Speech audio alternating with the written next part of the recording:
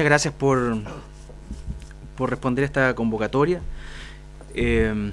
Bueno, le explico un poco de qué se trata la actividad de hoy.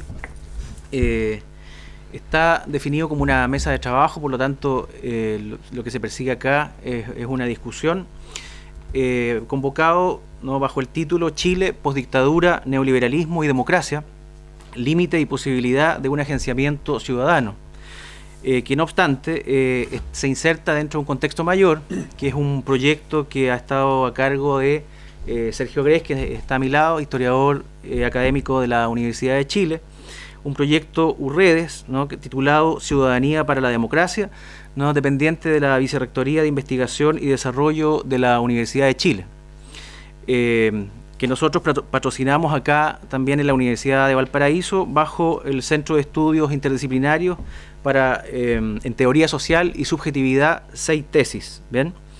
Voy a presentar sumariamente a quienes están hoy día conmigo en la mesa, ¿no? Yo voy a hacer una primera, digamos, planteamiento para luego ceder la palabra a Sergio, Mabel y luego a Pablo, y luego entonces abrir esta mesa al debate en donde también ustedes esperamos que participen. ¿Bien? Bueno, como ya les he dicho, me acompaña acá Sergio Grés, el historiador académico de la Universidad de Chile.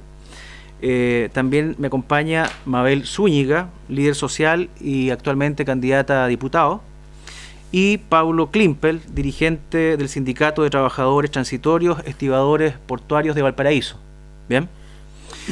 Bueno, un planteamiento general de lo que debatiremos hoy se podría articular de la siguiente manera, ¿no? Así más o menos lo planteamos en las conversaciones con Sergio, con Paulo, ¿no? Bueno, el objetivo principal es discutir, ¿no?, la posibilidad real, ¿no?, hoy día en Chile de la construcción y la concreción de proyectos de transformación social surgidos desde la ciudadanía, ¿no?, dicho más ampliamente desde la gente común. ¿Ven? Se trata de una discusión que está convocada desde la academia, pero que busca extender el debate a este espacio extraacadémico. ¿Bien? Si se nos permite, ¿no?, plantearlo en términos de un debate ciudadano, ¿no?, y yo partiría poniendo también, digamos, acento en la interrogación respecto de qué es lo que podría ser la ciudadanía hoy, no lo daría como un concepto dado. ¿Bien? Que ello sea posible, ¿no? Eso quiere decir que un proyecto de transformación social sea posible hoy en Chile, ¿no?, o al menos en qué medida sea posible, no es algo con lo que debamos contar a priori. Bien, sino más bien, ¿no?, más que nunca hoy día estamos exigidos, ¿no?, por un análisis que logre una lectura lo más cabal, ¿no?, tanto de nuestras estructuras históricas subyacentes, ¿no?, que serían condición de posibilidad para, ¿ven?, como también de las correlaciones de fuerza presentes para ver la factibilidad de un proyecto de esa naturaleza. ¿Ven? Más que nunca estamos obligados, decía, porque ya estamos en un corto tiempo, ¿no?, y parece que propio de nuestra época es la aceleración, ¿no?, con la que se suceden los fenómenos. Bien, estamos ya plagados de unos llamados comunicacionalmente, ¿no?, movimientos sociales que finalmente, al parecer, ¿no?, han ido a parar a nada, o bien han transformado de tal manera, ¿no?, su ruta que ya no son reconocibles. ¿Bien? La postdictadura no es solamente una designación temporal, no es solamente un concepto que tenga que ver con una periodificación estrictamente historiográfica, sino que designa un verdadero estado de mundo, en donde las claves de entrada, ¿no?, para dar con la fisonomía general de los sujetos que le dan cuerpo, ¿no?, a ese estado, a ese mundo, diría yo, son, por un lado, el trauma, el miedo de todo orden, ¿no?, y el neoliberalismo con todo lo amplio, ¿no?, que digamos es ese concepto, ¿no?, es casi a esta altura, ¿no?, es tan amplio que es casi una designación, ¿no?, a la que hay que volver a dar contenido cada vez que uno debate, ¿no?, instalando ese concepto. ¿Bien?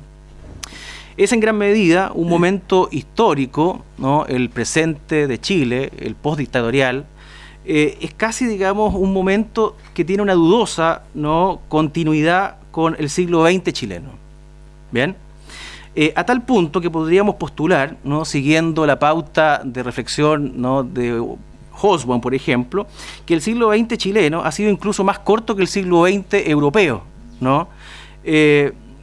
Yo me arriesgaría a plantear, ¿no?, de que el siglo XX chileno no ha ido más allá que el intervalo que va entre 1925, ¿bien?, a 1973.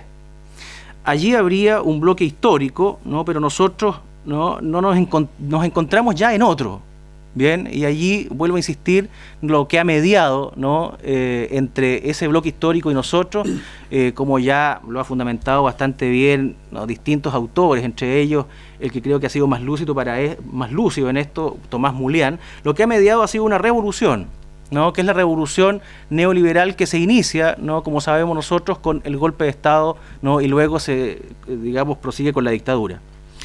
Entonces, de tal manera que necesitamos hoy categorías adecuadas, ¿no?, para leernos, ¿no?, porque al parecer ya muy pocas del pasado no podrían servirnos para orientarnos hoy. En ese sentido, entonces, justificar la necesidad de un debate, ¿no?, y no descartar el debate que habitualmente, digamos, suele ser percibido así, hasta cuando la gente debate. El debate sigue siendo necesario para poder pensar lo real de una manera que se corresponda y que nos permita fundar en algún grado de certeza la acción. ¿Bien? Dicho eso, entonces, dejo con la palabra, tal como lo anuncié, a Sergio Gress.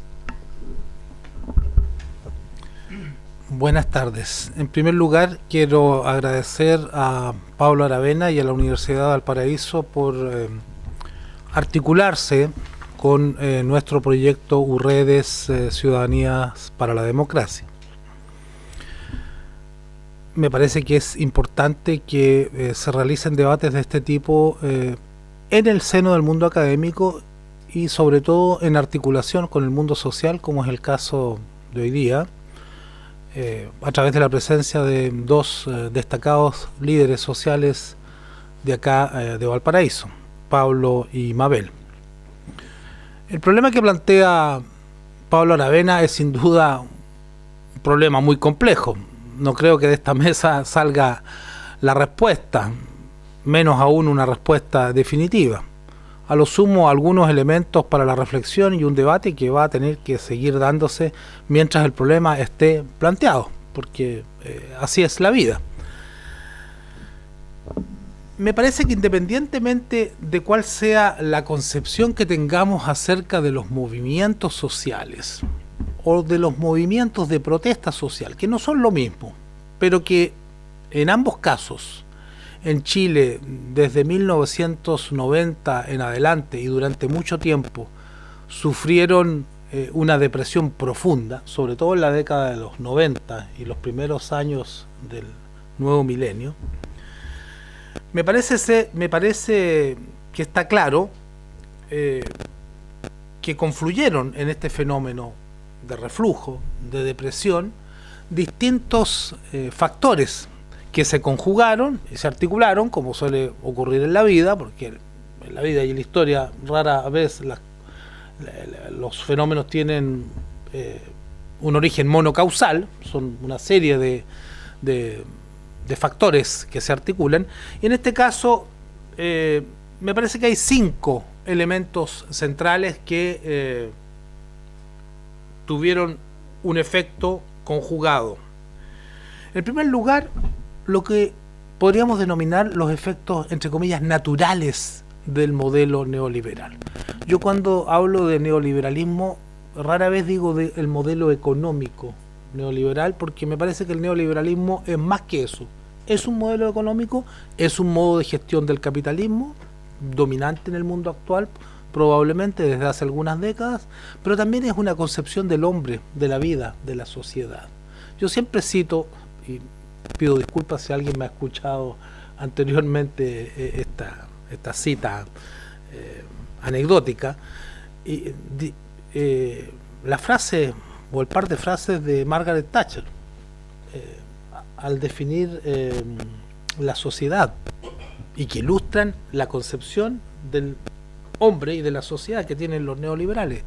Thatcher decía: la sociedad no existe, solo existe el individuo. Y como la frase era demasiado brutal, para moderarla un poquito, a continuación agregó: el individuo y sus familias. Eso es el neoliberalismo, o una de las dimensiones del neoliberalismo. Es decir, la negación del hombre y la mujer en sociedad. La conversión del ciudadano en masa de consumidores. Individuos compitiendo entre ellos para lograr la mejor posición posible en el marco de una sociedad determinada. Individuos libres, entre comillas, libres para competir, para arreglárselas como puedan. Lo que implica la destrucción del tejido social, su desarticulación, su disgregación, su fragmentación, que fue precisamente lo que ocurrió en Chile. Es decir, aquí hay un elemento que es natural, que está en el ADN del neoliberalismo. Independientemente de que hayan fuerzas políticas y sociales que apunten a ello y que refuercen esta acción natural, esta se da por el solo hecho del imperio de este modelo en una sociedad determinada. Durante los años 90, sobre todo, los más jóvenes tal vez no lo tienen presente, pero los más viejos sí lo sabemos, pesó mucho también el recuerdo del terror dictatorial, de lo que había sido la dictadura. Y pesó como una forma de autocontención, que es la mejor forma de contener algo, es que las personas se autocontengan. No necesitan un gendarme, o muy poco. El solo pensar lo que había sido la dictadura llevó a muchas personas en Chile a moderarse, a morigerar sus demandas, e incluso en algunos casos a anularlas por completo, para no dar pretexto de una involución política que significara el retorno de los militares, el retorno de la dictadura. Eso se fue soltando después del arresto de Pinochet en Londres a fines del año 98, pero durante mucho tiempo siguió pesando. Un tercer elemento de contención de los movimientos sociales han sido hasta el día de hoy, y ese sigue estando presente, una serie de trabas, de cortapisas legales, que van desde la Constitución espuria del dictador que sigue vigente, con reformas que no alteran lo esencial, tal vez podemos volver sobre el punto en el debate, hasta la ley laboral, pasando por una serie de disposiciones legales, leyes orgánicas constitucionales, decretos de la dictadura y de los gobiernos postdictatoriales que significan en su conjunto como entramado una formidable barrera para la expresión de las demandas sociales, particularmente de la demanda de los sectores populares.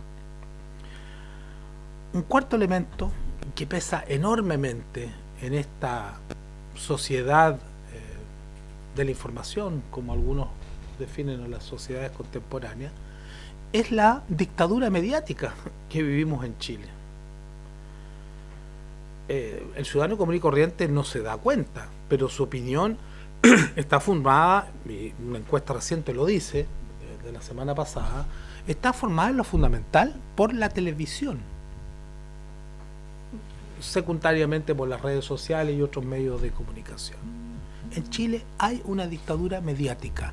Solo es noticia lo que a los sectores hegemónicos, tanto en el plano político como en el plano económico, les conviene que sea noticia.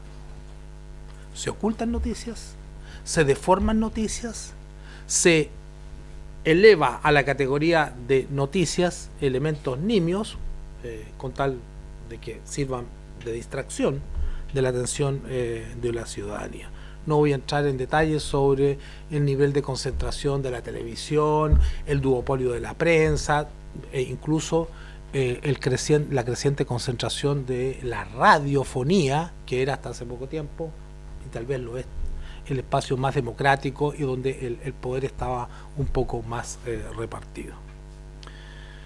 Y un quinto elemento, me parece que durante más de cuarto de siglo de eterna transición a la democracia, yo no sé si seguimos transitando. Algunos dicen que no, que esto se terminó en el 88 o el 90, porque el objetivo no era la democracia, sino que era llegar a esto. Entonces, por lo tanto, la transición terminó hace mucho tiempo. Y y esas interpretaciones incluso son más radicales que los de algunos presidentes de la Concertación, como él, Frey, Lago, no, ya no me recuerdo si Bachelet también, sucesivamente dieron por terminada la transición, cada uno en sus respectivos mandatos.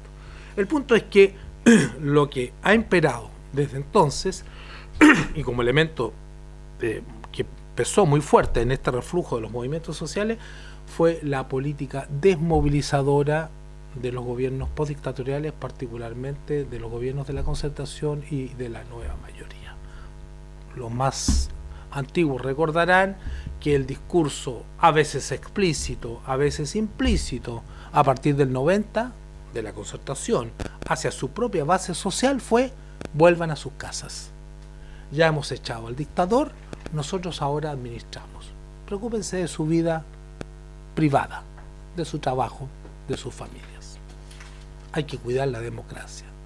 De tal manera que durante los 20 años concertacionistas se practicó una política de contención social, de contención de las demandas y de los movimientos sociales en base al diálogo, entre comillas, a las mesas de negociación, a las mesas de diálogo, a algunos correctivos al modelo económico neoliberal y más tardíamente a partir del gobierno de Bachelet, el gobierno de Bachelet I y también continuado durante Bachelet II e imitado por el gobierno de Piñera entre medio, una política de bonos, bonificaciones puntuales, sectoriales, como una manera de limitar las demandas de los movimientos sociales. Con todo, desde hace poco más de una década ha habido una lenta reactivación de los movimientos de protesta social y, si es que existen, tal vez Pablo Aravena eso lo va a discutir, de los movimientos sociales probablemente también. El punto es, esa reactivación, esa proliferación de demandas sociales que se expresan, y se expresan en petitorios, en movilizaciones callejeras, en huelgas, en protestas, constituye un elemento suficiente como para hacernos pensar de que un cambio social se avisora, así sea a mediano plazo en Chile. En algún momento fui más optimista. Por ahí, por el 2011, 2012, hasta el 2013, tal vez hasta comienzos o mediados del 2014. Porque hubo una explosión de movimientos de protesta y de reivindicación social. No solo el movimiento estudiantil, los movimientos regionalistas, Magallanes, Aysén o locales, Calama, Arica, por citar algunos. Movimientos por la diversidad sexual, medioambientalistas como las movilizaciones contra el megaproyecto de Hidroaysén, explosión de movimientos reivindicativos de los trabajadores, y tal vez uno de los más significativos sean precisamente los movimientos de los trabajadores portuarios y de las uniones portuarias, seguramente a los cuales Pablo se va a referir en su intervención, y otros que han venido con posterioridad. El punto es, y en eso tiendo a coincidir con Pablo, es que esto no es suficiente al parecer, porque de alguna manera todos estos movimientos sociales han venido siendo poco a poco anulados o contenidos por distintas estrategias del poder. El ejemplo más paradigmático es el movimiento estudiantil, que a todos nos pareció, sobre todo el 2011 y 2012, cargado de promesas. Yo escribí hasta artículos, acompañé durante años a los estudiantes a sus manifestaciones, porque al fin de cuentas el movimiento ya no era solamente movimiento estudiantil, era un movimiento por la educación pública, donde estábamos involucrados padres, apoderados, docentes, universitarios, de todos los niveles de la educación, ciudadanía en general. Y este movimiento además tuvo la virtud de introducir o de reintroducir algunos elementos de repolitización de la sociedad chilena. Eso es innegable. Eso fue un aporte del movimiento estudiantil. Incluso algunas algunos nuevos referentes políticos que han surgido en estos años tuvieron su origen en ese impulso del 2011 en adelante. El punto es que el movimiento estudiantil, desde hace 3 o 4 años por lo menos, ha venido perdiendo fuerza, y eso es cada año más marcado. Es un movimiento que está cada vez más ensimismado, que convoca cada vez menos personas dentro de su propia base social y que parece estar dando vueltas en torno a temáticas que le son propias u otras que ha adoptado con el correr del tiempo, pero que no tienen esa proyección, ese alcance, ni tampoco, hay que reconocerlo, el entusiasmo, la adhesión ciudadana que en algún momento concitó. Las razones pueden ser muchas. Errores en la estrategia de los dirigentes estudiantiles, astucia de la antigua concertación devenida en nueva mayoría, que los envolvió en eternas negociaciones, mesas de diálogo a partir del segundo gobierno de Bachelet. Razones podemos encontrar muchas, pero el hecho concreto es que es un movimiento en bajada. No digo que va a desaparecer porque hay un problema estructural que se va a mantener durante mucho tiempo en Chile, pero los movimientos sociales conocen flujos y reflujos, y evidentemente el movimiento estudiantil está desde hace varios años en una situación de reflujo, al menos relativo. Entonces, pareciera ser que no basta que se produzcan explosiones sociales, que se constituyan movimientos, que estos logren movilizar personas. Por ahí me hicieron escribir una vez en una revista alternativa un artículo, me pusieron el título, ya no basta con marchar. Y el título es muy acertado, efectivamente ya no basta con marchar. Y parece que ya no basta con marchar, no solamente en Chile, sino que en el mundo. Los poderes, el poder político en todas partes se está volviendo inmune a las presiones sociales. A menos que éstas toquen nervios estratégicos del modelo o del sistema en cada país. Pero marcha ya es una rutina. El poder sabe cómo controlarla, sabe cómo desprestigiarla, ¿no es cierto? Sabe cómo desviarla del cauce que debería ser el cauce a través del cual se pueden obtener resultados. Por ende, y para no alargarme más, no alargarme mucho más, me parece que aquí hay una carencia de otros factores. Y el factor evidentemente es ideológico y político.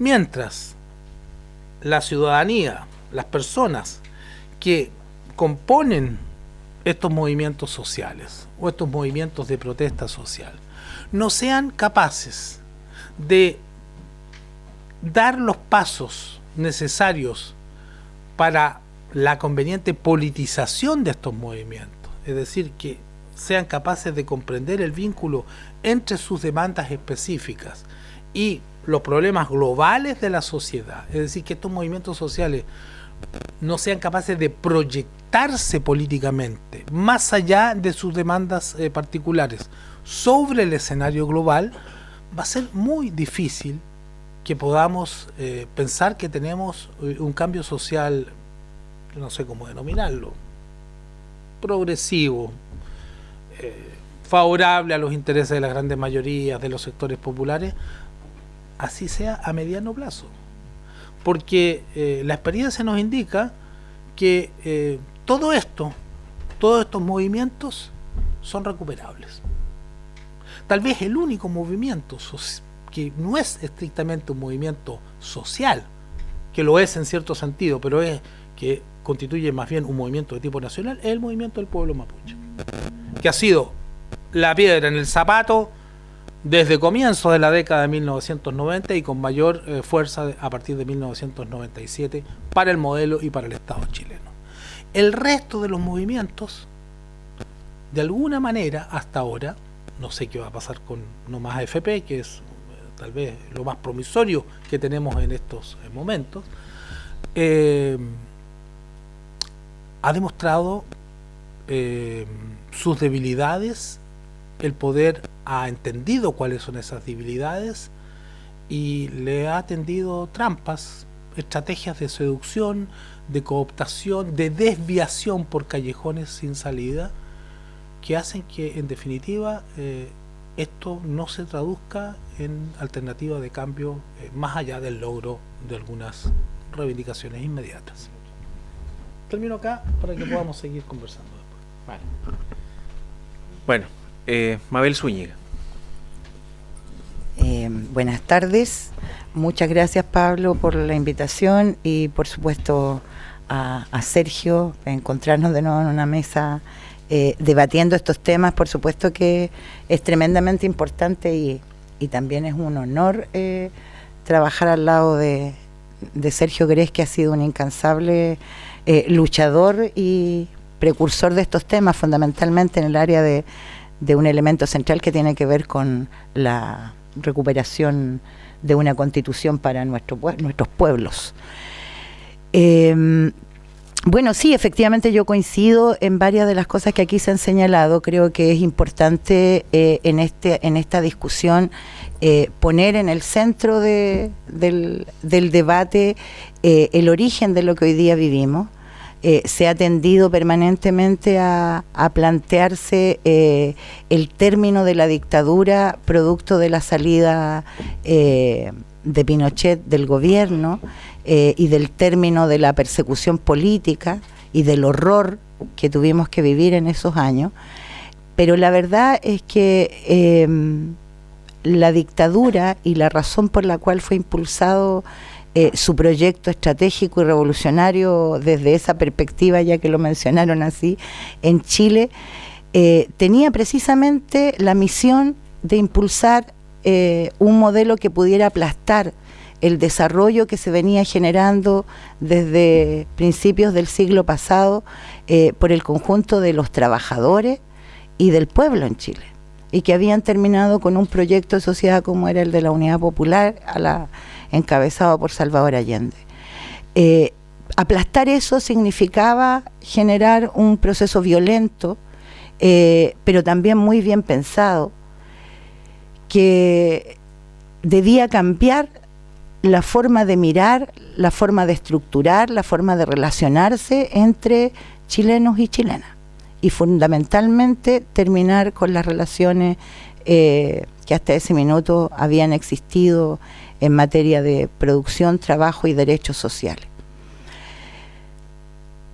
Lo primero que hacen es efectivamente cambiar la constitución política, es lo primero, a partir de un plebiscito fraudulento, que en su minuto yo era una niña. Salimos también muchos a la calle a denunciar, que le cambió las características a este país desde su constitución, cambiándole el rol al Estado, cambiando la concepción de los derechos de los seres humanos por el derecho a la propiedad y a una libertad malentendida que genera esta competencia. Pero no fue lo único que hicieron. Inmediatamente después de eso, dos grandes leyes, que son las leyes de amarre, desde mi punto de vista, más potentes que han generado, que son el sistema previsional, la creación de las AFP y las ISAPRE, y junto a eso el Código del Trabajo, generados por el mismo personaje, José Piñera. En el Código del Trabajo, y a partir de la creación del Código del Trabajo, se determina, y José Piñera lo declara, se determina generar las leyes necesarias para que se termine la negociación ramal de los trabajadores, se despolitice a los trabajadores y se elimine la huelga que paralice la producción. Esos son los tres elementos fundamentales y los principios básicos por los cuales se desarrolla el Código Laboral. Y junto a eso, un modelo previsional que nunca es pensado para pagar pensiones, que es fundamentalmente pensado en función de generar la concentración de riqueza para grandes empresas en Chile. Tuvieron efecto. Junto a eso, todos los procesos en educación, que significa cambiar el modelo cultural chileno, cambiando currículum, modificando mallas curriculares y sobre todo las condiciones de financiamiento y de administración del sistema educativo chileno. En definitiva, arman un modelo de tal manera que efectivamente le cambió el rostro a Chile. Le cambió la cultura a este país, pasó de ser un país que se relacionaba en términos solidarios a ser un país individualista. Pasó de ser solidario a ser un país competitivo, exitista, y de alguna manera eso también ha permeado a cada uno de los chilenos y las chilenas. El proceso de lucha que tuvimos que vivir durante la dictadura fue un proceso que tuvimos que enfocarlo en un solo elemento, que era terminar con el horror, porque no podíamos avanzar en nada si no terminábamos con el horror. Y fueron las fuerzas sociales, las fuerzas de los trabajadores, las fuerzas organizadas, desde las poblaciones, desde las juntas de vecinos, los clubes deportivos, pero fundamentalmente los trabajadores en Chile que empiezan a parar y se producen las grandes huelgas, lo que impulsa a negociar la salida. Y la salida se pacta, se negocia. Por mucho que nos vengan a decir lo contrario o nos hagan creer lo contrario, aquí se pactó. Y se pactó en función de no tocarle un pelo al modelo. Los gobiernos consecutivos, yo fui una de las que votó por el no y yo quería que terminara el horror. Es súper duro ver cómo te están matando a tus amigos al lado y vivir sin tener ninguna posibilidad de pensar en el mañana. Vivir en dictadura claramente con ese horror era lo más fuerte, y ahí nos juntamos moros y cristianos para poder terminar con ese horror. Y ese fue el elemento central de la unidad que se generó. Unidad que se vio aplastada también después, y que también tenemos que admitirlo al hacer el análisis histórico. Efectivamente, como dice Sergio, los gobiernos consecutivos de la Concertación nos mandaron para la casa, se encargaron de administrar el modelo, las mayores privatizaciones de recursos naturales, incluso del mismo puerto, de los mismos puertos, se generan después, durante los gobiernos de la Concertación. El secuestro y la compra, lo digo así de brutal, a los dirigentes políticos y sindicales se hizo, se normalizó, se convirtió en la norma, que fue trayendo este desprestigio que hoy día tiene la política frente a nuestro pueblo. Y efectivamente concentran, y no lo digo yo, no lo decimos los que estamos en contra del modelo, sino que lo dice incluso la propia OCDE, los propios informes de desigualdad del PNUD.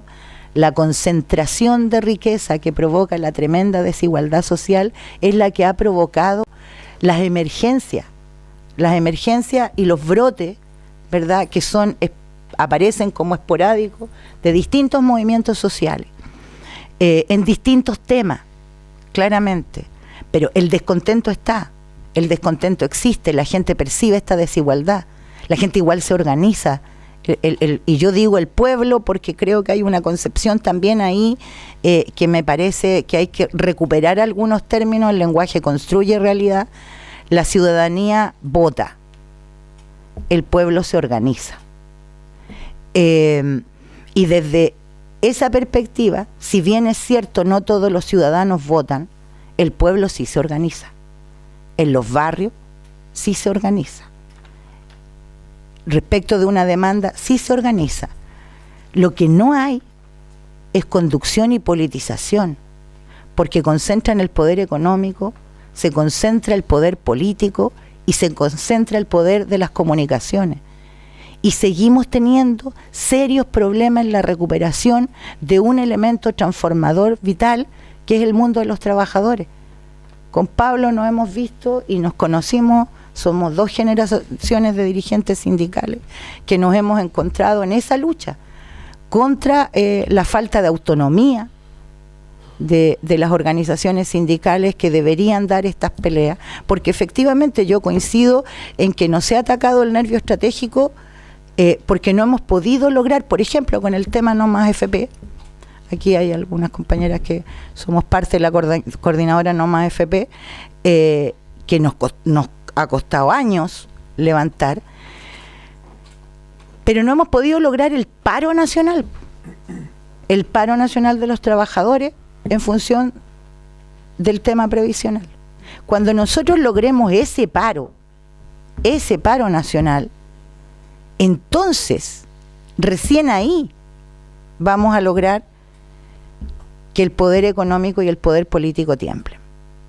Podemos marchar 1000 veces y efectivamente ya no basta con marchar.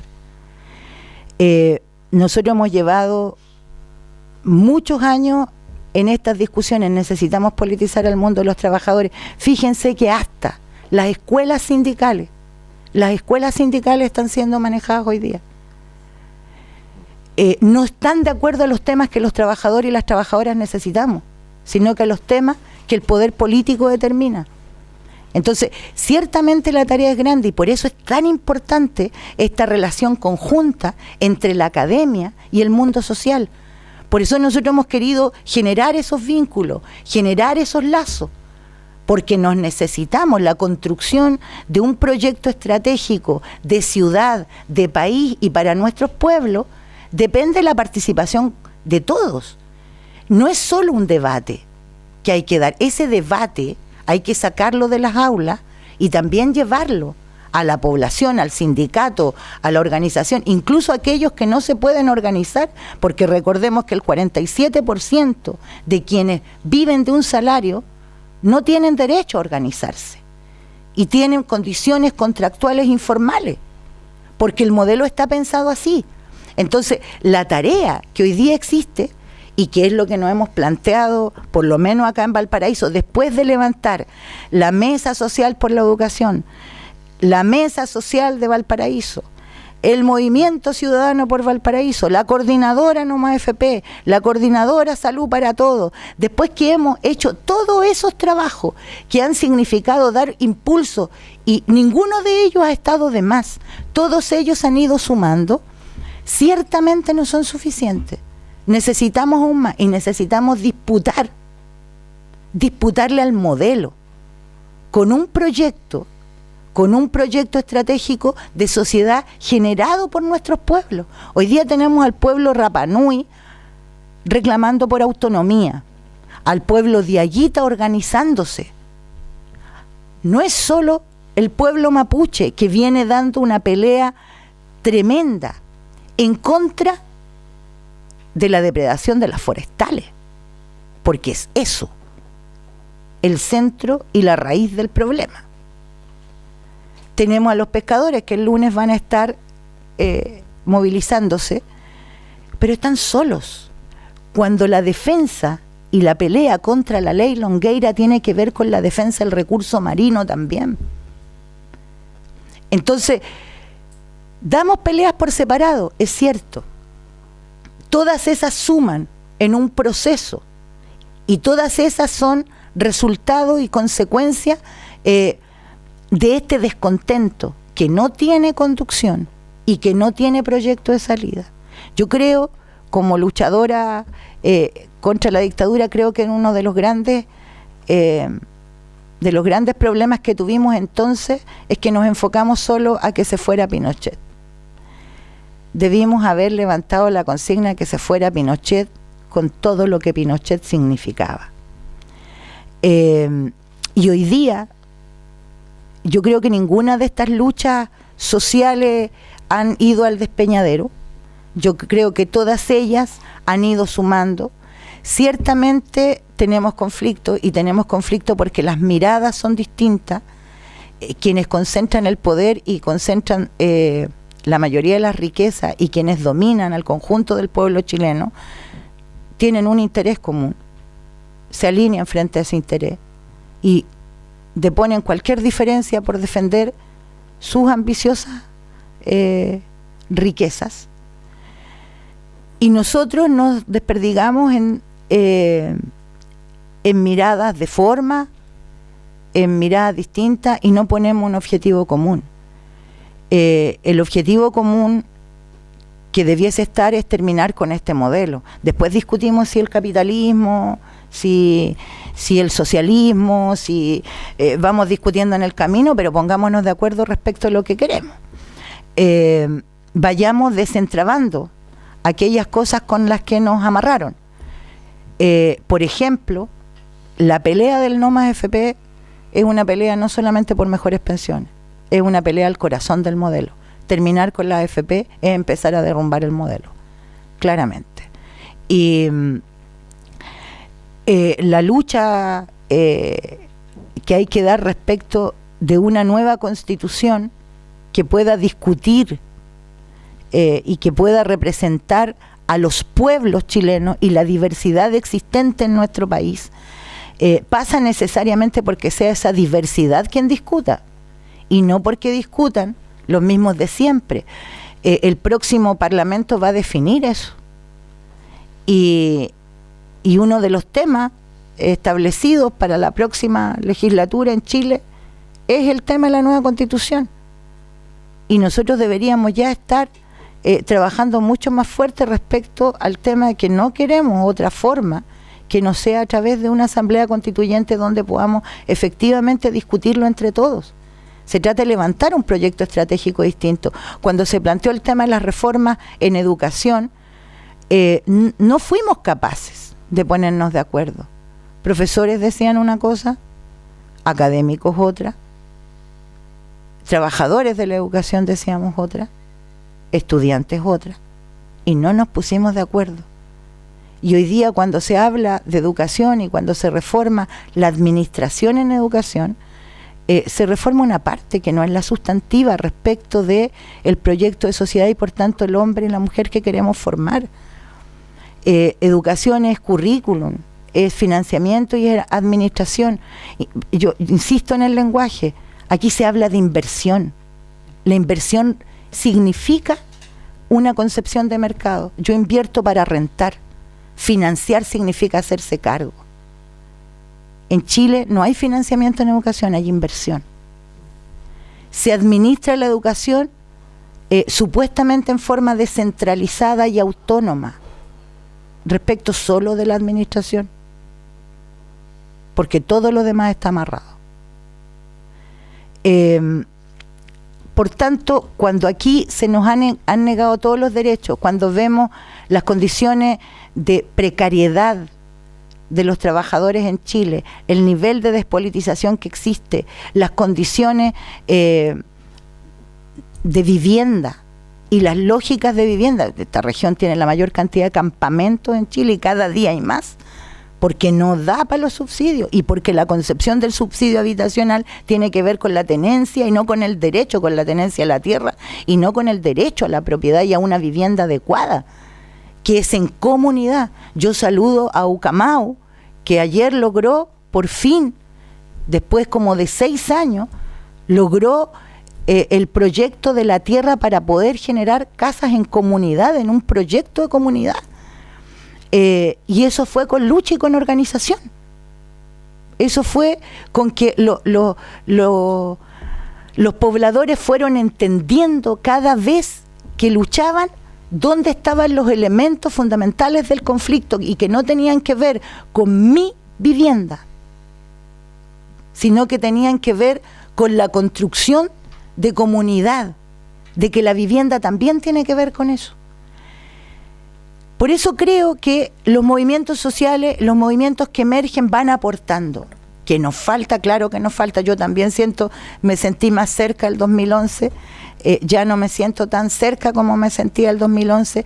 Tenía grandes esperanzas en los jóvenes, tengo que decir que sigo teniéndolas, aun cuando reconozco que también son hijos de este modelo exitista, competitivo, individualista, y muchos de los grupos emergentes también caen en esta lógica de la competencia, se dividen y se disgregan en vez de sumar, tienen una diferencia, inmediatamente se separan.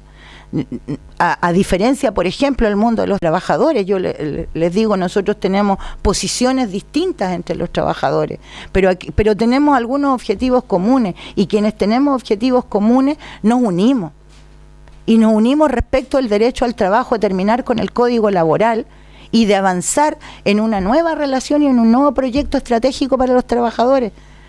En esta definición incluso de que yo sea candidata a diputada, tiene que ver con una decisión que tomamos los trabajadores acá, en Valparaíso. Son más de 80 dirigentes sindicales que le hemos hecho disputa a la CUT, que hemos disputado en distintos espacios, que hemos levantado la coordinadora No Más FP, que nos hemos puesto en todas las luchas, los que hemos decidido ir a la disputa en todos los espacios, porque creemos que el rol fundamental que nosotros cumplimos como clase debe empezar a materializarse. Y cuando digo clase trabajadora, no me estoy refiriendo al concepto manoseado, sino que a todos aquellos que vivimos del trabajo, de nuestro trabajo y de nuestro salario.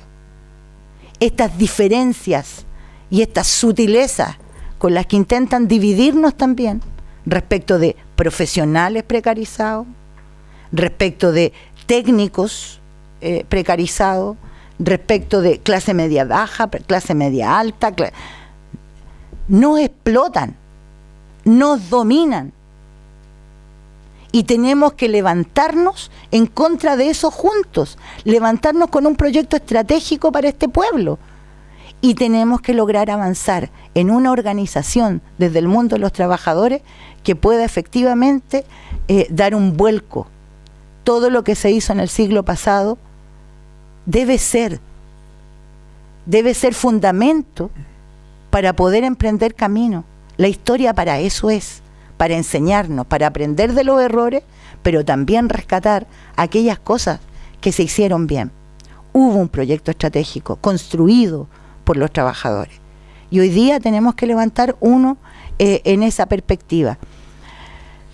Creo que desde ahí nosotros tenemos muchas posibilidades. No es fácil, es tremendamente complejo, es tremendamente difícil, pero precisamente esas luchas sociales que se fueron dando después de la revolución de los pingüinos, diría yo,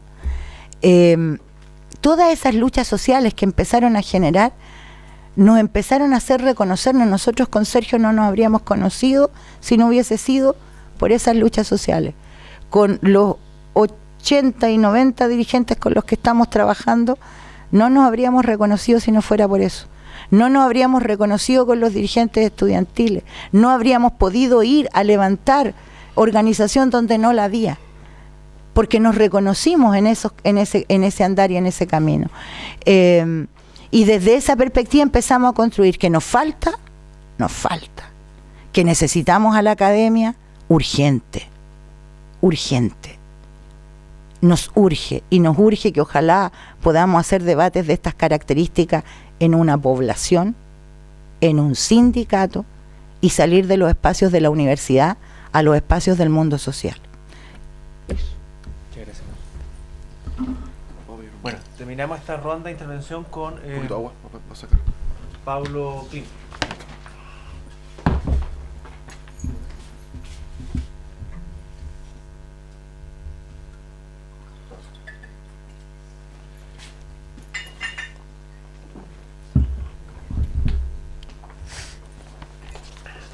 A ver, bueno, primero agradecer al Pablo la invitación.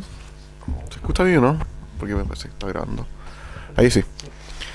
Primero agradecerle la invitación igual a este foro. También acá los expositores, a la Mabel y al Sergio, creo. También a los asistentes. Bueno, a ver. Creo que el tema tiene demasiadas entradas. No quiero repetir algunas cosas que ya han dicho que las que tenía contempladas. Entonces, yo había escrito algo, pero no lo voy a leer.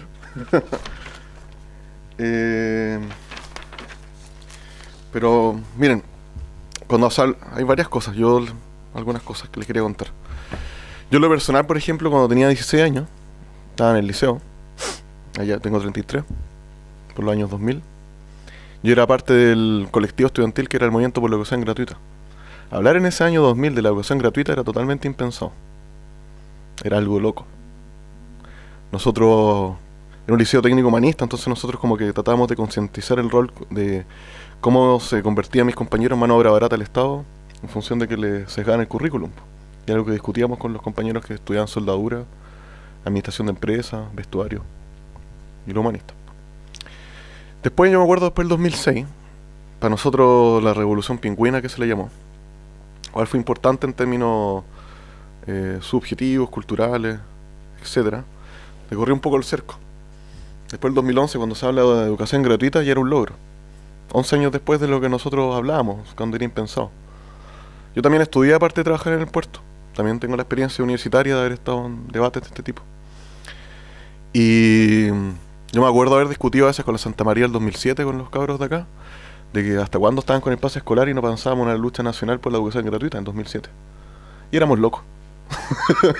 Entonces, lo que les quiero decir que la lenta marcha de la organización del pueblo en general, yo creo que es así. Yo creo que se van superando ciertos obstáculos, términos culturales, subjetivos, organizativos, de infraestructura, de ideológicos, políticos. Pero por eso a veces no me complica tanto que los movimientos sociales tengan momentos de reflujo y alza. Creo que siempre hay ganadas. El tema es cómo esas ganadas las vamos conduciendo, las vamos proyectando en un proyecto a largo plazo. Y esas cosas no son espontáneas, no son solo de movimientos sociales. También son de organizaciones que puedan levantar un proyecto político, como que pretende una alternativa al modelo. Entonces eso es lo complejo. Yo, por ejemplo, como dirigente sindical portuario, tampoco llevo tanto tiempo en el puerto, tampoco como dirigente sindical, pero yo, por ejemplo, no tengo fuero sindical. Yo soy de un sindicato de trabajadores transitorios, que ha sido un sindicato histórico, que es del año 28, ininterrumpidamente, sindicato activadores. Pero nosotros somos trabajadores transitorios, eventuales, así como los temporeros, de acuerdo a la ley. Yo no tengo fuero sindical. Yo, por ejemplo, no me pagan las horas sindicales. ¿Sí? Tengo una serie de limitaciones al momento de negociar. Yo, por ejemplo, como dirigente portuario estoy lleno de contradicciones en relación a un movimiento, a una alternativa política, por ejemplo. En el sur, lo que más sacan en los puertos del sur es celulosa y madera. Parte del modelo primario exportador de Chile. Así como en el norte sacamos cobre, en la zona centro llega mucho fierro, autos, electrodomésticos, todo lo que compran los celulares que ocupan acá todos los compañeros y todas las cosas. El 90% del Producto Interno Bruto del país entra y sale de los puertos. Por lo tanto, los puertos son los candados y la puerta de entrada del país. Entonces, ¿por qué les hago estos comentarios? Porque todo eso me llena de contradicciones, po. Porque, por ejemplo, si yo solidarizara con el movimiento mapuche, es un ejemplo, los compañeros en el sur, y se pusieran a la lucha contra los forestales, y los portuarios están en condiciones de negarse a exportar la celulosa y la madera del grupo Mate, ¿están en condiciones de eso? ¿Están las discusiones? Yo no las he escuchado nunca. Son cosas que hemos conversado, uno las sabe, pero es plata, es salario, el sueldo que ganamos mes a mes. Lo mismo con el cobre. Ustedes saben que, por ejemplo, en Mejillones, cuando hubo una huelga de 100 días en ese puerto, que hubo un paro nacional por un tema muy de perogrullo, que es como un pago de la media hora de colación y descanso, que se pudiera descansar media hora en los puertos, que decían que no se podía. El cobre salió con los militares, o sea, las fuerzas especiales de Carabineros hicieron un perímetro y se pudo sacar el cobre con rompehuelga. Entonces para nosotros no es tan fácil a veces levantar ciertas banderas como trabajadores, po. Hubieron más de 150 despedidos en Mejillones. Yo estuve 1 año y medio sin pega también, por decir cosas menos terribles que, por ejemplo, planteé la necesidad de la estatización de los puertos, de todo el sector primario exportador y la expropiación de esos recursos para el Estado. O sea, a veces, por ejemplo, la discusión del Terminal 2. A nosotros nos increpan de que apoyamos a los grupos económicos, todo ese tipo de cosas. Yo les digo, o sea, dar ese tipo de discusiones, como les digo, la estatización de los puertos, la expropiación de esas materias, es equivalente a no solo a derrumbar el FL 3500 de la AFP, es equivalente a cambiar todo el modelo económico nacional, po. No solo se licitan los puertos, se licitan las carreteras, se licitan las cárceles, se licitan los hospitales, se licitan las mineras. Por ejemplo, nosotros en la coordinadora No Más AFP, como una provocación y una estrategia de boicot, levantamos el tema de Cámbiate al Fondo E.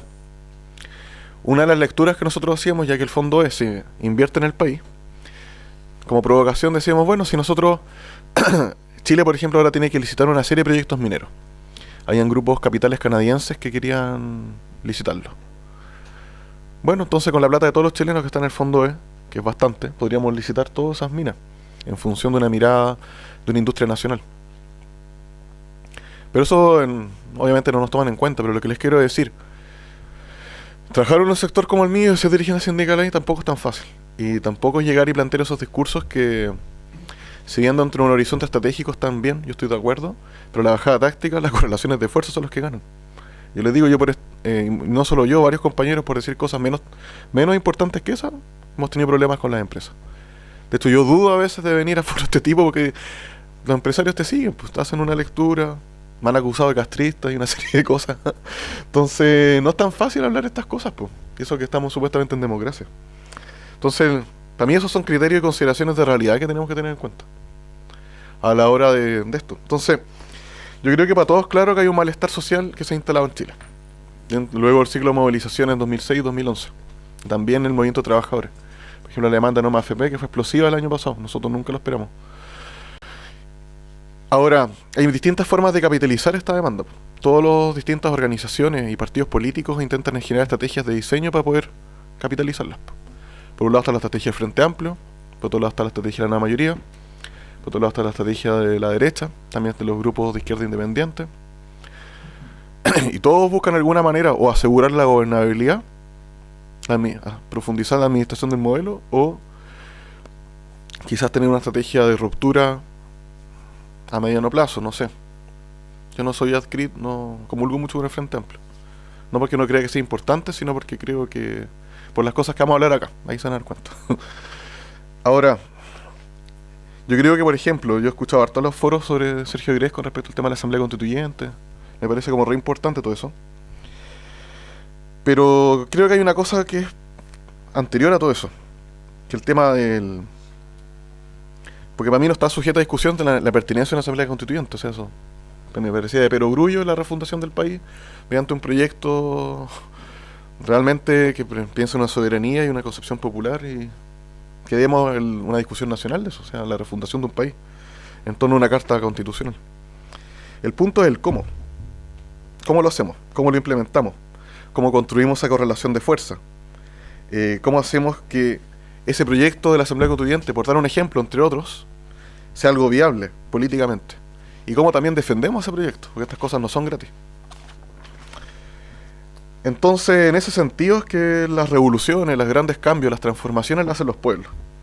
No las hacen los pequeños grupos de convencidos, ni las vanguardias, ni la academia, ni nada, ni las grandes tesis políticas que podamos levantar o no en el papel. Las hacen los pueblos. Y desde ese punto de vista, creo que una tarea principal es la construcción de sujetos políticos en función de un proyecto de sociedad distinto. Para mí son dos tareas centrales, la construcción de sujetos y la construcción de proyectos. Que eso, sin esas dos cosas, hace inviable cualquier construcción de un movimiento social o un movimiento popular a largo plazo. Entonces, creo que eso es como, para dejarlo como claro, a mi modo de ver, creo que es principal. Lo segundo tiene que ver, obviamente, en este sentido, dado que en Chile aún la centralidad del trabajo es algo importante, todavía. Independiente de que puedan existir distintas demandas y problemáticas, todas yo creo que son legítimas. Lo central es apuntar a la construcción de un movimiento de trabajadores que tenga que pueda articular los distintos sectores, los del sector primario exportador, los del sector servicio, los de los sectores de educación, técnico, científico, etcétera, con también una alianza obviamente con los demás sectores estudiantiles, ambientalistas, de género, de la mujer, el movimiento de los pueblos originarios, etcétera. Pero eso con una perspectiva de la construcción de un movimiento popular a largo plazo. O sea, no son cosas menores. Ahora, en ese sentido, para mí, por ejemplo, yo puedo venir a hablar de estas cosas, tengo una perspectiva política, pero no así todos los trabajadores que uno puede o no representar en un sindicato. ¿Y cuál es el Estado? O sea, a mí siempre siento que ciertos debates comienzan al revés, como poniendo la carreta delante de los bueyes. Hay una serie de grupos empecinados, por ejemplo, en recuperar la CUT, o en constituir una nueva central, o en disputarla, o generar otra alternativa. O si la coordinadora más AFP puede ser ese paraguas o ese techo para crear una nueva central de trabajadores. Yo creo que todas esas discusiones son por arriba todavía. Es porque estamos poniendo de nuevo la carreta delante de los bueyes. No se trata de tener dirigencias de dirigentes convencidos que por arriba vayan a solucionar los problemas. Si al final eso termina siendo, yo soy con la Mabel, participamos en la CUT y los dos salimos como delegados. Incluso ya sacó la mayoría de votos. Y aún así, no, en términos regionales no implicó mucho. No hicieron fraude. Sí. Entonces, para mí todas esas discusiones, yo creo que lo primero en la construcción, como le decía, es sujeto y proyecto. Es decir, que hoy día la CUT no tenga una relevancia en las discusiones nacionales del movimiento de trabajadores, que hoy no existen otro tipo centrales, el estado del arte que tenemos, la coordinadora más AFP, etcétera, son un reflejo del sujeto que tenemos hoy en día en Chile, son un reflejo del proyecto político y su grado de madurez en el que estamos. Creo que no da para más. Hoy en día Sergio Guirén me puede corregir, pero la construcción de la FOCH, por ejemplo, de la Federación Obrera de Chile, de la CUT del 53, de todo el movimiento previo al Código del Trabajo de trabajadores mutualistas, la posibilidad de apoyo mutuo, etcétera, fue todo eso como consecuencia de un devenir natural del movimiento trabajador en función de su organización y su madurez. No fue que de un momento a otro un grupo de viejos se dijo, sí, vamos a constituir la nueva central y vamos a hacer estas cosas. O sea, 60, 50, 40, 80 años de lucha decantaron en lo que son esas organizaciones. Entonces creo que a veces la ansiedad de los grupos políticos, como Frente Amplio, de figurar y de dar grandes luchas sin tener una base social constituida, con una fuerza social, una inserción real, me parece que es producto también del individualismo y el fruto del modelo económico, o sea, de estas nuevas generaciones. Pero creo que también es importante, no es menor. Creo que han sabido traducir en una fórmula política el malestar social y le han dado una tribuna. O sea, yo no creo que sí tiene una importancia, por ejemplo, que la Mabel sea candidata a diputada, viniendo del mundo del trabajo. Creo que es importante que el pueblo pueda levantar sus propias candidaturas, pero hay que tener en cuenta los alcances de esa lucha. A mí una vez me tocó hablar con un grupo de RD, muy buenos cabros, súper, ¿cómo decirlo? Buenas personas. Y me acuerdo que ellos me decían que querían ser gobierno para cambiar el modelo neoliberal. Entonces les decía, ¿cuándo? ¿Cómo? ¿Cómo lo van a cambiar? ¿En función de qué? Entonces, ¿qué plazos se están dando? ¿5 años? ¿10 años? ¿15 años? ¿20 años? ¿30 años? ¿Cuánto? Porque esto no se... O sea, si las elecciones por sí solas resolvieran los problemas, o sea... No se trata de eso, porque hay candados mucho más profundos que la burguesía va a acatar la mayoría parlamentaria que podemos sacar. Vamos a tener que, en un momento, recuerden que hay una cosa que se llama lucha de clase. Hay algo que Marx lo dijo hace más de 150 años y no fue porque se le ocurrió a Marx, es una constatación histórica. El que Marx haya dicho que la lucha de clase era el motor de la historia no fue porque se le ocurrió a él. O sea, siempre ha habido disputas entre oprimidos y explotados contra una clase que los domina. Entonces, hay que tener todas esas cosas en consideración. O sea, dentro de un proyecto a largo plazo, sin duda las candidaturas juegan un rol. Pero no hay que discutir también el rol del movimiento popular, de los distintos niveles de alcance y las formas de lucha y cuáles son los... hoy en día las tensiones que tenemos como movimiento de trabajadores y sindical. O sea, por ejemplo, yo considero que, por ejemplo, no va a repetir como lo que ya dijeron respecto al rol que tuvo José Piñera, por ejemplo, en la creación del plan laboral y la privatización de el código minero, y por otro lado también el tema de AFP. Pero sin duda ayudó junto con la implementación del modelo económico, que terminó el año 97 más o menos, la implementación de todo el paquete de reformas del Banco Mundial y que la concertación implementó. ¿Cómo se llama esto? Que obviamente aportó a la individualización, la automatización de la organización sindical, también la despolitización de la organización sindical. José Piñera, recuerdan que hablaba de que él quería promover la lucha de empresas, es decir, de un trabajador con su empresa versus otra empresa contra dos trabajadores, la disputa por el chorreo, versus la lucha de clase. O sea, fue un tipo brillante que en términos, junto con Jaime Guzmán, diseñó todo el modelo.